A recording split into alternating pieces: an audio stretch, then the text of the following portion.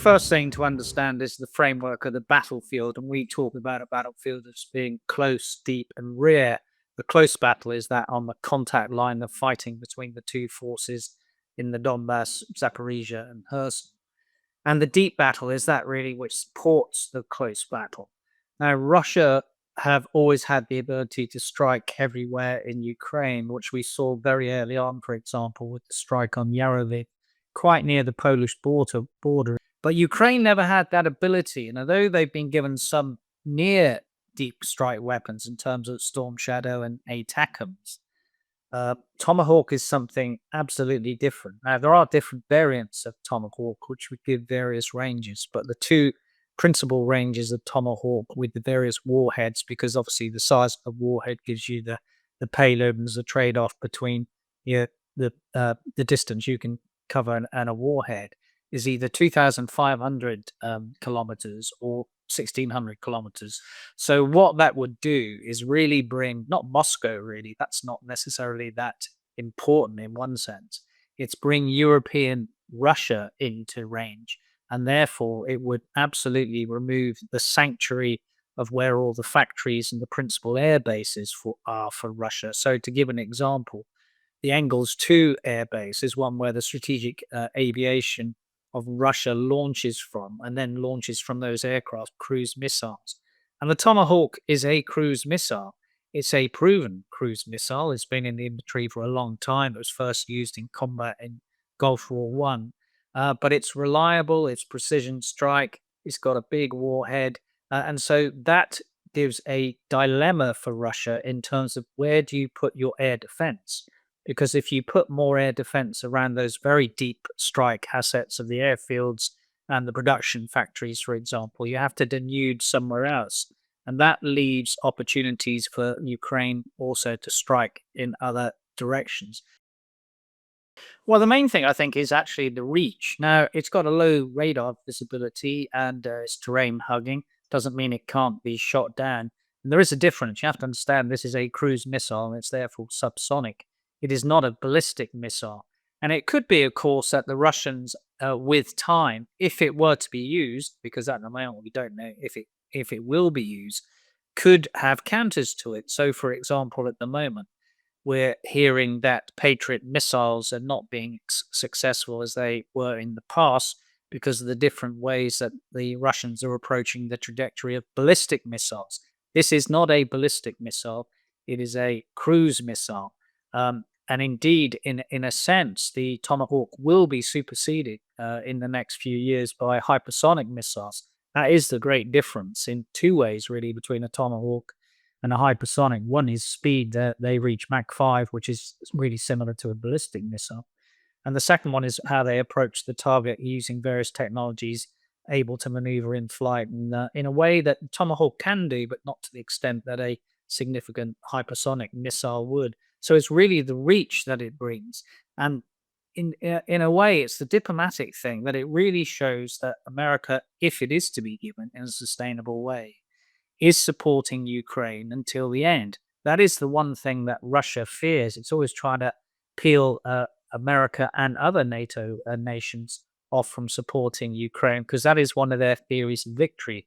They know that they can't necessarily win on the battlefield by conquering all of Ukraine. So you need to either implode the support that Ukraine get or implode the polity within Ukraine by making such severe damage. Now, that, of course, is what Ukraine is also trying to do to Russia.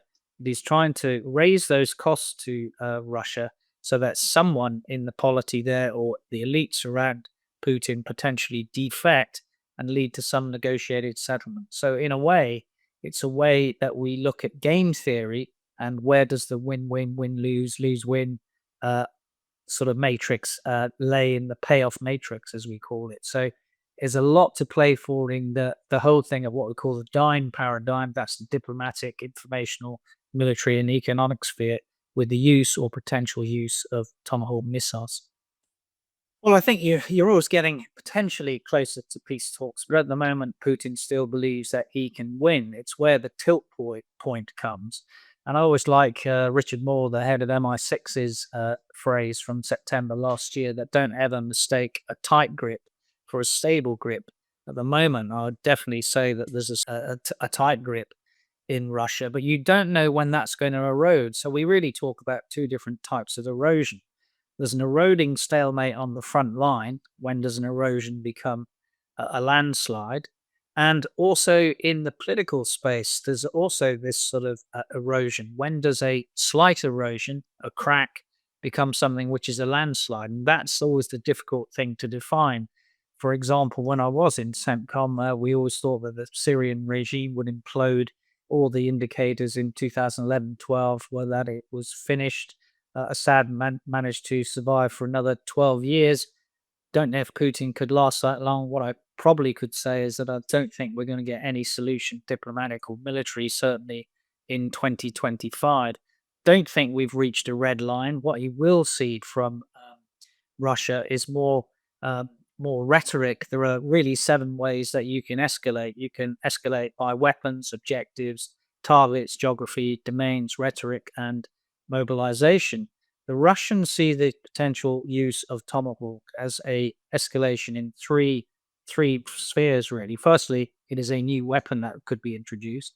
Secondly, it introduces new targets, and thirdly, as I said, it introduces new geography because of the range of the thing.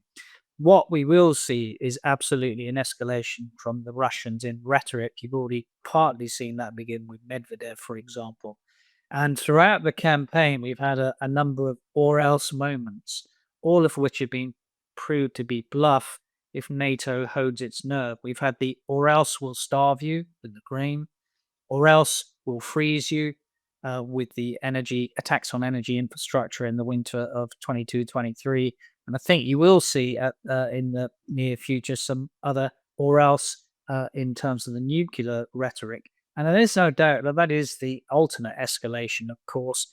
But I think ultimately Russia would be restrained by China because to cross the Rubicon and using nuclear weapons would be unacceptable to Russia and obviously unacceptable really to the global community. What we have got really is the situation where you've got a total local war. And in terms of, for example, the GDP of Ukraine committed to their defense of their sovereignty, it's somewhere around the 45-50% of GDP. That is very similar to the UK in the Second World War. But generally, the difference between a total local war or regional war and a global world war would be in four areas. Firstly, aims. Secondly, in terms of geography, the scope of the geography would be completely different. Thirdly, in terms of the scale. And fourthly, in terms of the commitment. Now, of course, in terms of the framing of this, Putin has always said, particularly in the last few weeks, few months, that he is at war with NATO. That is a particular framing to try and satisfy his domestic audience because the special military operation of a 3 to 5 day thunder run towards Kyiv is now, we're in nearly at to the third year point. So it is not a proxy war, as he says it. The countries of the West are supporting the sovereignty, independence, and sovereignty of Ukraine.